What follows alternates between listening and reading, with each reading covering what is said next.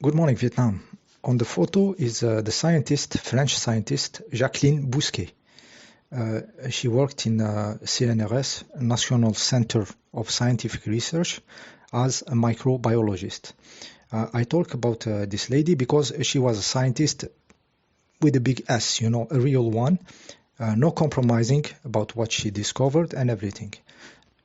So she started as a normal scientific with the usual, you know, studies of everybody does, you know, like the materialistic science and everything. But then what she was observing in her microscope and in reality didn't make sense from the point of view of the materialistic, you know, like the matter is moving and creating life, you know. So she asked, for example, when an embryo, a small human being, is developing in the womb and constructing a body, you know, all these cells multiplying and, you know, expanding in space. Where is the plan? She asked, where is the plan of a building? You know, where is the plan of building? You know, to plan to build something, you need a plan of it. You know, so where is the plan? How this is possible? How those cells, you know, locate themselves in the space? You know, billions of cells, you know, multiplying, building complex, very complex structures. You know, a spine, an eye, an ear, you know, small bones here, small, an organ there, and all this coordinated in space. Where is the plan? A very genuine of a normal brain asking the question, okay? So the materialistic science, of course, cannot explain this because otherwise, if you have to explain it materialistically, there is somebody traveling between all the cells and telling them what to do. You are a little bit away with 1 millimeter, get inside a little bit. You know, you cannot explain this stuff materialistically. You know, it's like a cathedral. You have 2 bricks multiplying into more bricks. Nobody is knowing where is the other bricks, and just multiplying bricks, and then you have a perfect cathedral with nobody knowing, you know, where is the others. There must be a plan. So the biologic plan, in the plan, you know, of the baby is in the immaterial. You know, it's in the informational fields. So she already understood the existence of those informational fields, you know. And then she met a mathematician which had this intuition also, but in the mathematic field. So he did whole mathematics about the informational fields and the manifestation fields, like in the immaterial and the manifestation. So he did some mathematics for modeling this kind of reality, how it works, you know. And she works with him and everything. So the idea of informational field is very old. It's even before Rupert Sheldrake. You know, I think this mathematician is the first one, the French one, who had this intuition. No biology, nothing, just mathematics. But he had this feeling of that everything is organized from the immaterial. So he did like I think 3 fields and a general field or something like that, and one immaterial, one manifested, and one in between, like one linked in between, like a complicated mathematics. So she works with him and starting to really make this this understanding of the morphogenetic field or of the morphic fields. Okay, and this is independent from Rupert Sheldrake, and I think well before. The mathematician was really before. Okay. So, so this is your field. Your field is in the immaterial, and scientists worked on this reality. Okay, this is why we have like, you know, like you change in your field and your body changes. You know, and the materialistic science invented the word epigenetics. Like you change your genome. Okay, you update or upgrade your genome. You know, according to your experience or something. But from the point of view materialistic, how do you explain upgrading 3 trillions of cells? Or I don't know how many trillions of cells we have. How do we upgrade them all at once? Explain this materialistically, how it works.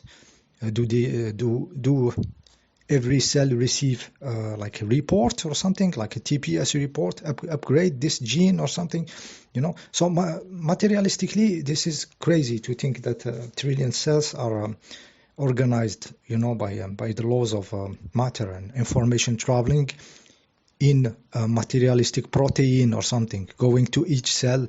Please upgrade your. We are upgrading this chromosome. Ridiculous. Okay, but from when you see it from morphogenetic fields, you change in the morphogenetic field in the immaterial, and bang, your manifestation changed, your body changed. It just makes sense. It is working like this. Okay.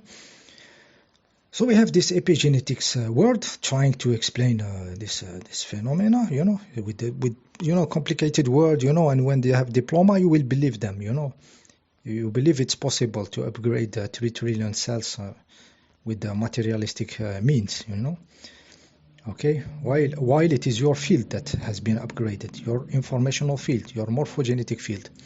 And we have also other examples of these morphogenetic fields. For example, people suffering from this double personality, syndrome. People who are like they are Jack, and the other day they are, I don't know, Vincent or something, another person, And one of those two persons, for example, is allergic. So when the person is in Jack, there is no allergy, and it becomes a Vincent. And suddenly it is allergic to something, and you can test it on the body. The body will manifest allergy, but when the person shifts to the other personality, there is not the allergy. So there is two fields. Those two personalities are two different fields, informational fields. This kind of shit has been observed.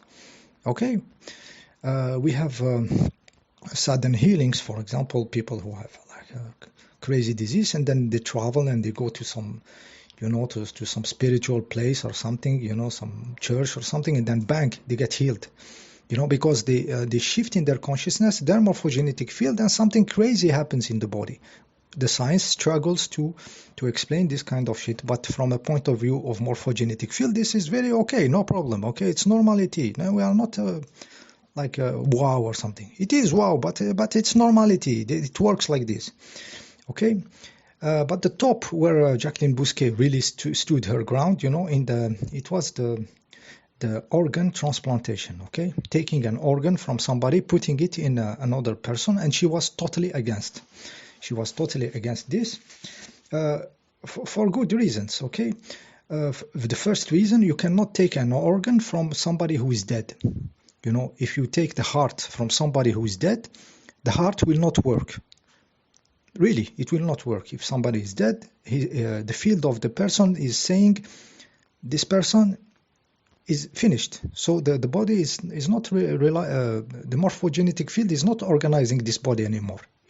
Finished. The body is going into dismantling mode. Okay, so she said when you take an organ from somebody who is dead, you put it inside somebody else. It's like you put a cancer or a tumor. There is no organization. The heart will not work.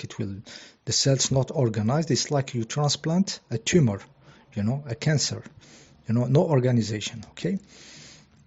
So she understood that they took the organs only from people alive, which is already crazy. So the business and the money behind. So let's take it, and let's say he's not going to leave and take the stuff. They have to take it when he's alive, okay? Otherwise, it doesn't work. So that's first problem. Other problem, when you put an organ into somebody else, we have this phenomena of the morphic fields mixing together, like the person who received the organ start to have the memories of the person from where they took the organ, having some information, the names, having hobbies, like start to like to paint, while the person never painted, for example, but the person who gave the organ was a painter, so the fields kind of mixed together, okay?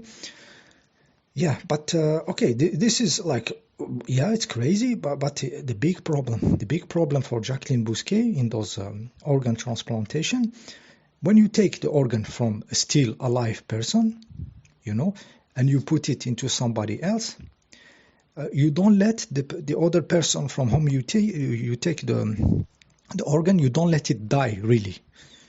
You don't let it die. So she said it's not dead and not alive. It's in between. We don't know exactly how they are living, what they are seeing, but we keep them with this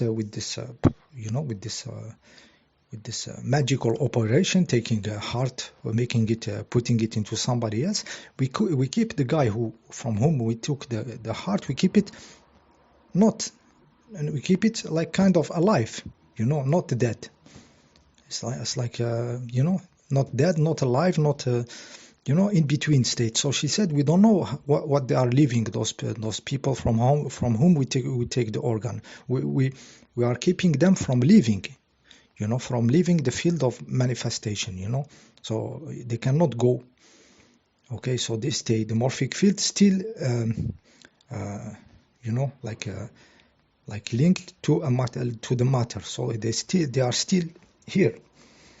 Okay, so this is why she spoke against the organ transplantation. You don't let the supposedly dead person, you don't let it go, don't let it die. So we don't know exactly what they are living, in what condition, what kind of hell they are when we do this operation, this magical trick, taking an organ from somebody, putting it in somebody. So she spoke against this, and she spoke on national TV, very quickly for 3 minutes. They don't let her speak a lot. It was, like some TV show, not very, very serious.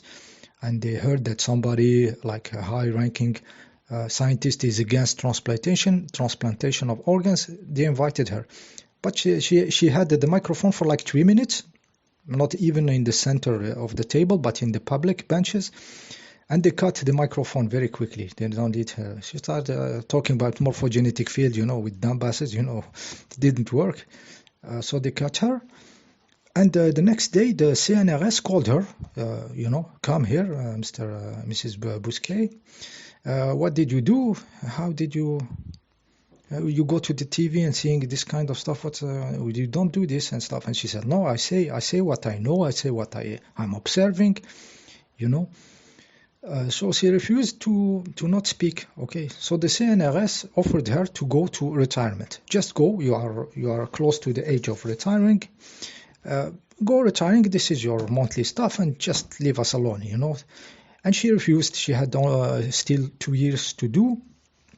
She said, no, I continue. I have 2 years to do, and she stays.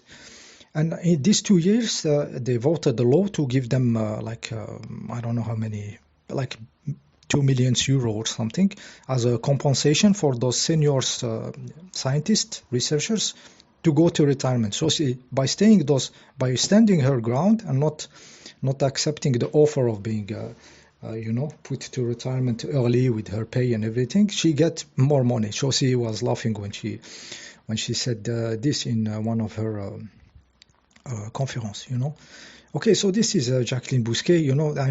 I'm just taking this example for you to compare with scientist bullshitters who compromise. The people who are compromising with this materialistic science and occulting the truth and saying lies, and twisting stuffs. You have people dying, because of this madness, because of this false science, materialistic science. We have people mutilated, cut, children suffering.